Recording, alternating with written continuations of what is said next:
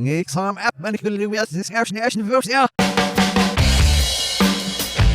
Tracks. Let's talk music. Hi, it's Robbie's Chatting Tracks. Thanks for joining my little channel talking about music. Thanks for being here. I really appreciate it. Don't forget to like, subscribe, and share the video if you like it, because you'll massively help me out. Anyway, I've got an article on my website about backmasking. Now, what's backmasking? I hear you cry. Now, have you ever heard a song played backwards?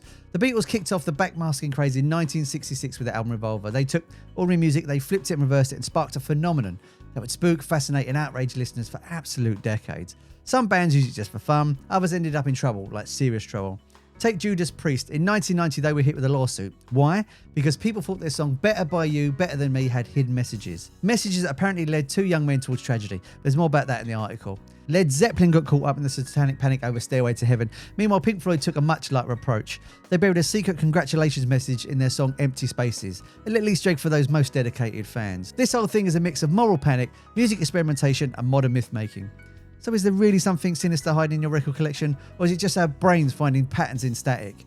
I've gathered 15 of the most spine-tingling examples through music history. Some will creep you out, and some will make you laugh. So get ready to spin your turntable backwards and find out what's lurking in the grooves. It's not Madonna, is it? Idiot. So 15 chilling backmasking messages on classic songs that will shock you. There'll be a link to this article in the description, obviously, so you can read it at your own leisure. Because, I worked on it. I think it's enjoyable. And it's fascinating me anyway. So first up, Stairway to Heaven might be one of rock's most famous backmasking legends. The story starts in 1981 when a Christian DJ, Michael Mills, played the song backwards on his radio show. Why you do that? Who knows? I suppose they're just looking for stuff now. He claimed he found something sinister hiding behind those iconic chords. Now let's talk about the message that he says he found in there. It appears right in the middle of the song when Robert Plant sings, "If there's a bustle in your hedgerow, don't be alarmed." Now, that's probably one of the most understated statements ever. He's talking about gardening. Play in reverse. Some listeners swore they heard things like, "Here's to sweet Satan, the one and only little path that makes me sad, whose power is Satan. He gave those with him 666. There's a little tool shed in which he made us suffer. Sad Satan." A little tool shed. It's a bit creepy, isn't it? But here's the thing. Our brains are wired to find patterns in noise. Different people hear different things in the same audio. Eddie Kramer, the band's engineer, discussed the whole thing and said it's totally, utterly ridiculous and, just stupid. He asked the obvious question, why would they spend so much studio time doing something so dumb? When you think about it, studio time costs a lot of money. Would they really waste their time doing things backwards and messing about with that? It just cost them twice as much.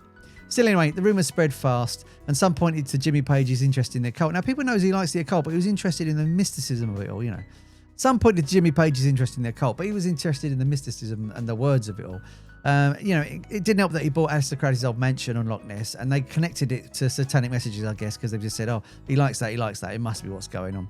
All of a sudden, Led Zeppelin weren't rock stars anymore. They're now considered devil worshippers. Robert Plant called it very sad. He said Stairway to Heaven was written with the best intentions. It must be horrible when you write a song and all of a sudden these people take it. You don't know what's going on with it. As for backwards messaging, it's not his idea of music making. And I agree, backwards messaging and backwards music is awful. But the public wasn't done yet. Televangelist Paul Crouch broadcast the claims on national TV in 1982 and parents panicked. And Californian Assemblyman Phil Wyman proposed actual legislation to put warning labels on albums with backmasking. The hysteria peaked when a state committee held formal hearings where a so-called neuroscientific researcher claimed our brains could absorb backwards messages without us knowing. Now, no science supports this at all, but the facts don't always survive a good moral panic, do they? Pink Floyd always seem to be on a different plane than other rock peers.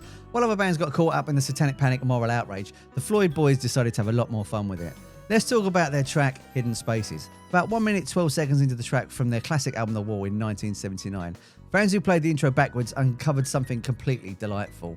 A clear voice says, "Congratulations, you discovered the secret message. Please send your answers to Old Pink, care of the Funny Farm, Chalfont." And then suddenly another voice cuts in and says, "Roger, Carolyn's on the phone," and you hear her reside, "Okay." Yep, it actually happened. That wasn't a happy accident. Roger Waters planned this on purpose because he wanted to leave people an Easter egg. And in 2014, drummer Nick Mason spilled the beans. He said, at the time, people were always looking for messages in albums. So we thought, oh well, we better do one. Genius. When asked if it had a deeper meaning, Mason just laughed and said, "Ha, it's complete nonsense." But here's the charm. That interruption wasn't scripted. It was actually producer James Guthrie breaking into the recording to tell Roger his wife Carolyn had just phoned.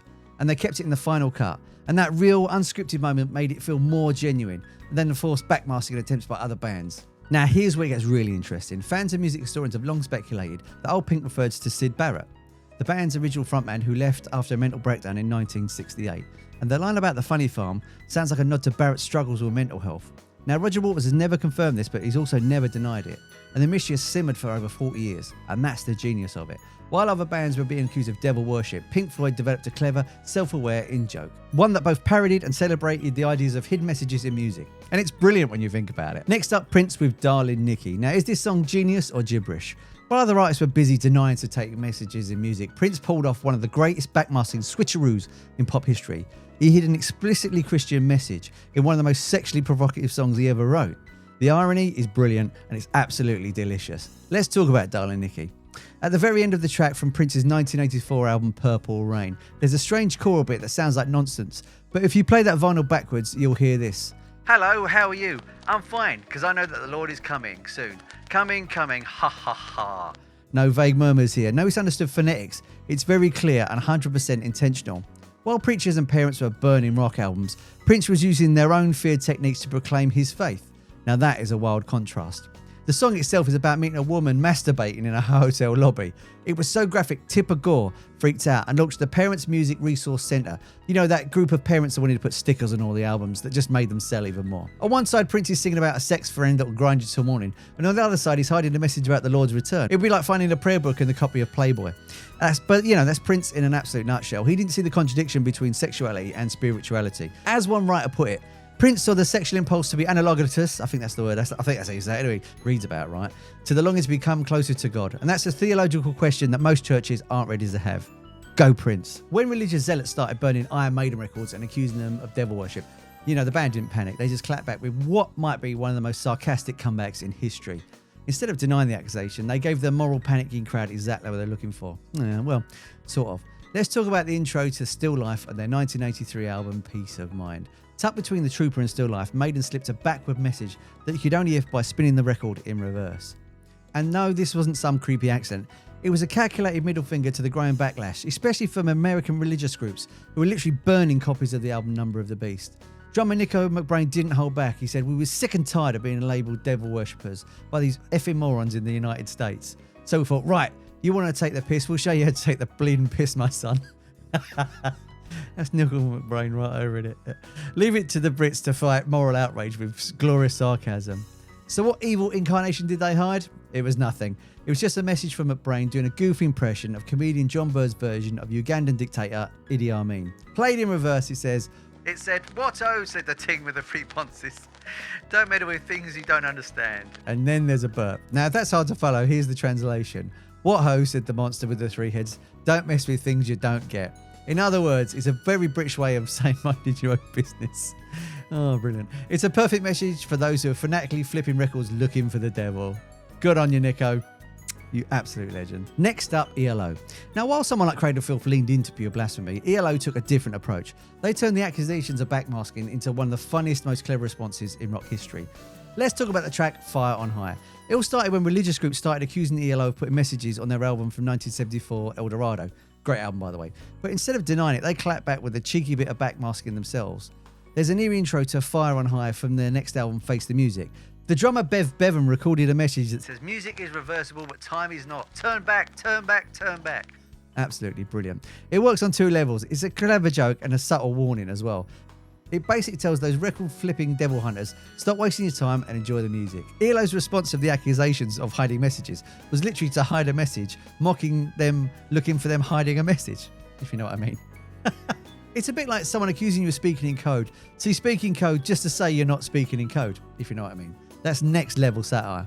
Jeff Lynne, ELO's Brummie mastermind, dismissed the original accusations as skilob. That's just bollocks spelt backwards in case you missed it. Ironically, in their attempt to mock the whole satanic panic, ELO produced some of their most sinister sounding music. Dark strings, haunting melodies, and zero actual devil worship. But their backwards message was clear. What are you scared of? It's just music. That's clear British humour, dry, clever, and right on the nose. In 1983, they released an album called Secret Messages. It's a full-on artistic response to the backmasking madness.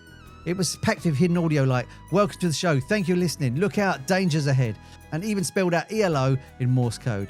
In the EU, it came with the sticker that read, "Warning, contains secret backwards messages." But in the US, that sticker was removed, just to add more drama to the Christian right. At the time when American groups were burning records, British bands like ELO were laughing and turning it into a whole art form. And why not? Well, there you have it. That's just a taste of some of the artists that have done backmasking over the years. Some intentional, some not intentional. But either way, it's really interesting to listen out for. I mean, you can't do it anymore because we don't have vinyl. Like, well, you got vinyl. You can only do it for the old style unless something gets released that's new and then you start hauling through it. In fact, I wonder what the last backmasking message is. Let me know in the comments if you've ever actually accidentally found one as well. I'd love to know what your opinion is on that. If you found one by accident and what record was it and who was it? Anyway, thanks for watching. Subscribe if you can and I'll see you on the next one. Love and peace.